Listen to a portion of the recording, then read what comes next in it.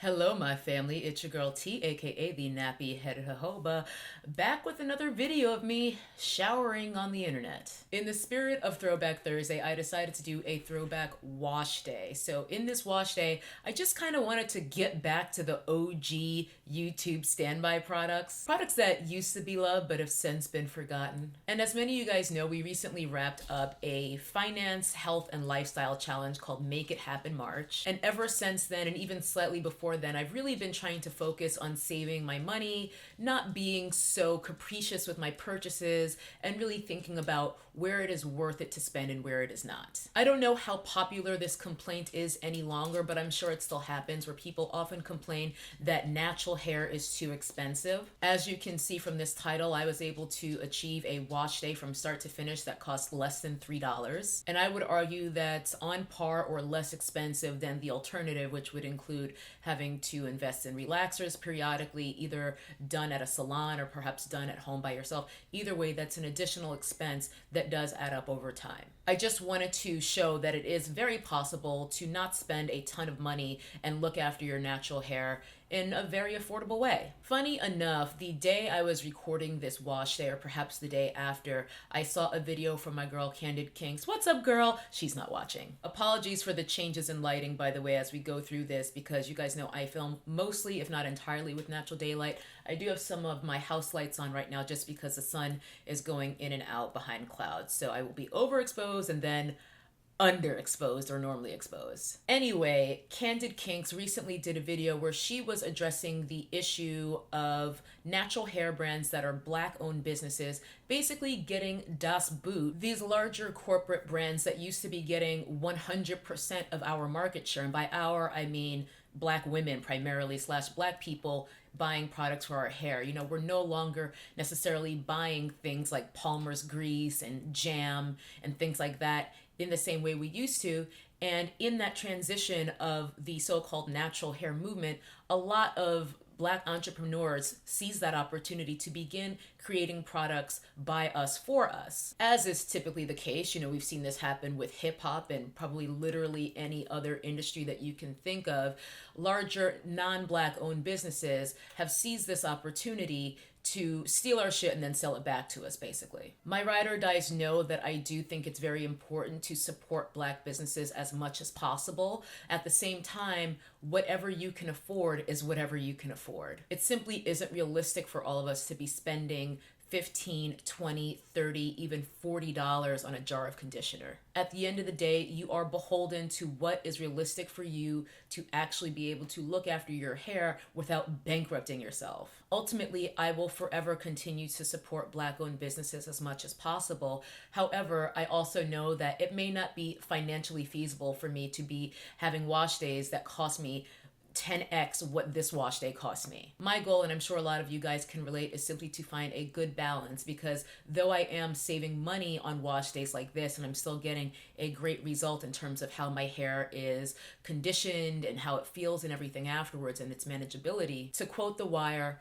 conscience do cost. So knowing that I am putting money into the pockets of people who don't necessarily support me, who are not necessarily a part of my community, is always something that I have to bear in mind. And that is why I will continue to support black-owned businesses whenever I'm looking after my hair, as much as is realistically possible. Having said all that, let's actually jump into the wash day, where I do demonstrate that if it isn't realistic for you to spend crazy amounts of money or even moderate amounts of money on your hair care, don't feel like it's impossible to look after your hair, because you can still get quality hair care for much less money if you don't have that money to spend. As we go through, I will pop the approximate costs of each product onto the screen. Some things I was able to measure out exactly how much I used. Some things it wasn't realistic for me to specifically measure it out. That'll make more sense as we go along.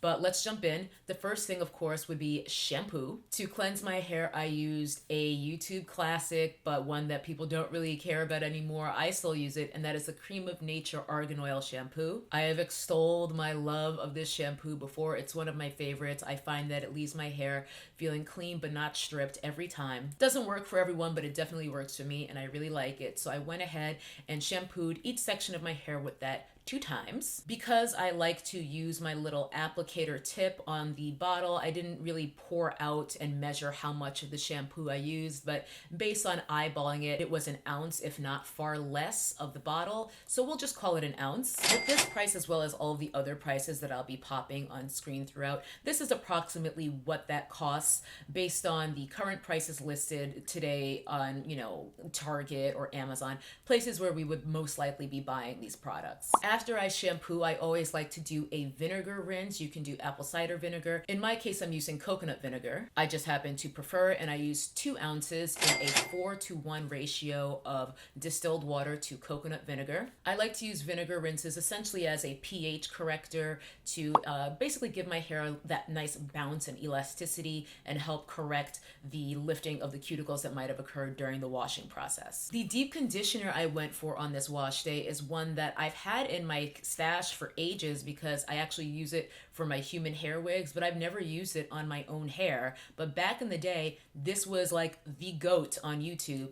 Hello Hydration. I also added 1/2 ounce of castor oil to the Hello Hydration because that is the trade-off you get with using inexpensive products, is the quality of the ingredients.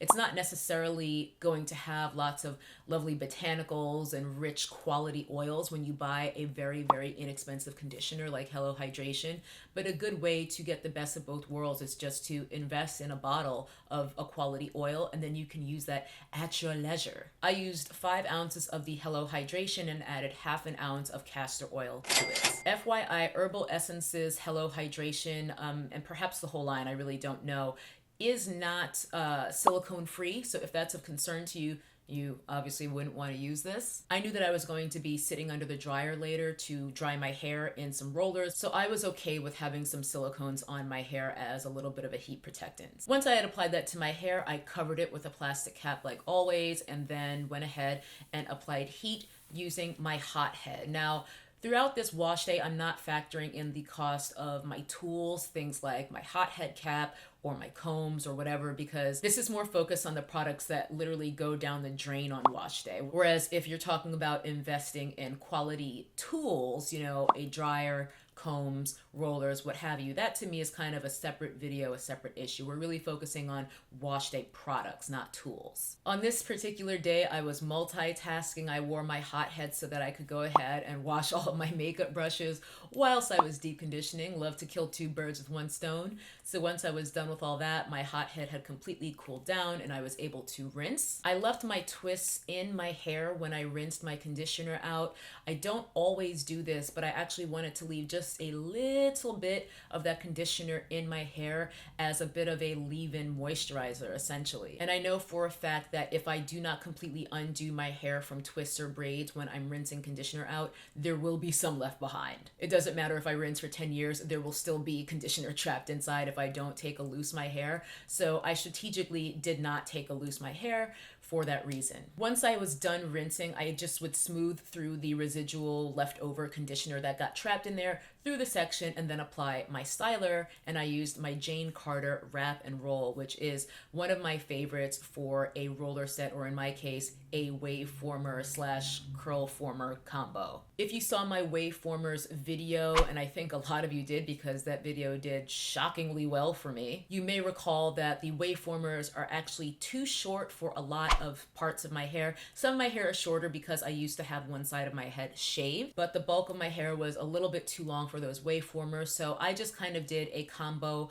of curl formers that I knew would be long enough for my hair and wave formers on the other sections. I wasn't trying to wear some crazy combo of curls and waves, so that didn't matter to me. This was just my stretching step. This is one of the products where it's kind of hard to say exactly how much I use because it's in this pump bottle, but I imagined that when I started there was probably about 1/8 of the 8-ounce bottle left in here, which is an ounce. And based on how much I have left, I'd say I use about half of what was in there, which would mean I use approximately 1/2 ounce of this to do my roller set. I went ahead and installed my wave formers and curl formers, sat under my dryer, and that was that. And then I was able to go ahead and style. And the style that I did is the one you're seeing right here, serving you guys another toddler sleigh. And that was it. One reason I really like my Jane Carter Wrap and Roll is that it leaves my hair feeling pretty moisturized after. I didn't feel the need to pile on anything else on top, which would honestly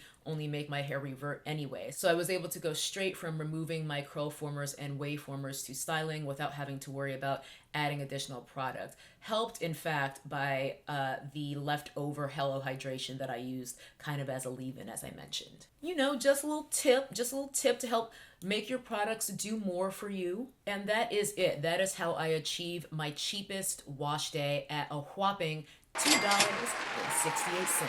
Obviously, as I discussed at the beginning, with higher quality products come higher price tags, as well as if it is a small-owned business, you know, they have smaller infrastructures, and therefore their overhead tends to be proportionally a lot higher. I have done a wash day video where I exclusively used Black-owned hair brands, so if you haven't seen that video, I will link it right here. But otherwise, that is really it. I just wanted to share this with you guys, and feel free to chime in with your thoughts on the dilemma of supporting small Black-owned businesses and how they're often being pushed out as these larger brands steal our shit and sell it right back to us.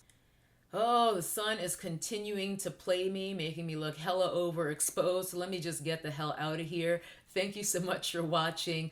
Be sure to sound off in the comments with your thoughts and whether you would like to see perhaps my most expensive wash day video. Be pretty easy to do. All I would have to do is use exclusively Diva Curl. Either way, thank you so much for hanging out with me. And there goes the sun again. Yeah, it really is time to go.